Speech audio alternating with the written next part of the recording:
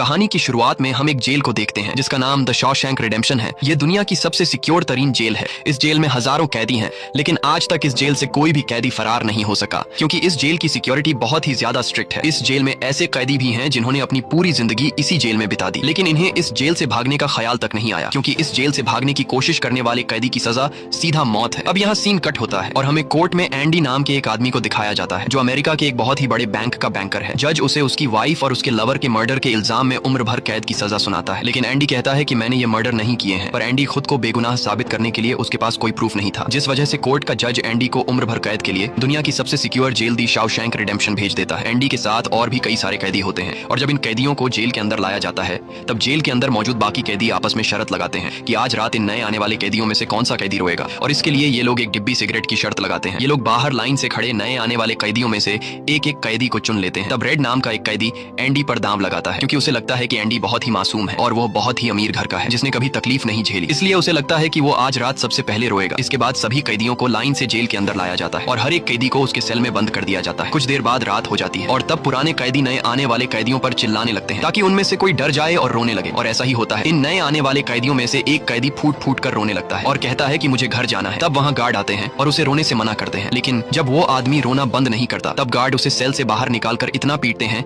कि वह बेहोश हो जाता है। दूसरी तरफ रेड एंडी पर लगाया हुआ दांव हार जाता है और रेड समझ जाता है कि एंडी बहुत ही स्ट्रांग है क्योंकि इतना डराने के बावजूद उसने एक आवाज तक नहीं की। इसलिए अगले दिन रेड अपने साथी को सिगरेट का एक डिब्बा दे देता है क्योंकि रेड एंडी पर लगाया हुआ दांव हार चुका था। तभी हम एंडी को देखते हैं जो अकेला चुपचाप ब्रेकफास्ट कर रहा होता है। तब एंडी की मुलाकात जेल के सबसे पुराने कैदी ब्रुक्स से होती है। ब्रुक्स को यहाँ इस जेल में लगभग 50 साल पूरे होने वाले हैं। एंडी समझदारी से ब्रुक्स से इस जेल के सभी छोटे बड़े रूल्स और हर एक कैदी के बारे में जानने की कोशिश करता है। तब ब्रुक्स एंडी को जेल का हर एक सीक्रेट बता देता है और वो एंडी से कहता है कि अगर तुम्हें जेल के बाहर से कुछ मंगवाना हो तो रेड नाम के कैदी के पास जाना। ये सुनते ही एंडी भी इंतजार नहीं करता और वह सीधा रेड के पास पहुंच जाता है और रेड से कहता है कि मैंने सुना है तुम बाहर से किसी भी चीज को अंदर मंगवा सकते हो। तब रेड कहता है हाँ मैं मंगवा सकता हूँ, लेकिन ऐसी चीज जो यहाँ से भागने या फिर किसी को मारने में काम ना आती हो। एंडी रेड से कहता है कि मुझे हैमर यानी एक हथौड़ा चाहिए। हथौड़े का नाम सुनते ही रेड कहता है कि तुम्हें हथौड़ा ही क्यों चाहिए, क्या तुम हथौड़े से किसी को मारने वाले तो नहीं हो? तब एंडी कहता है नहीं, मैं किसी को मारने वाला नहीं हूँ, मेरा यहाँ कोई भी दुश्मन नहीं है। ये सुनकर रेड कहता है कि तुम्हारा यहाँ दुश्मन तो नहीं है, लेकिन जल्द ही कुछ लोग तुम्हारे दुश्मन बनने वाले हैं। वो कुछ लोगों की तरफ इशारा करके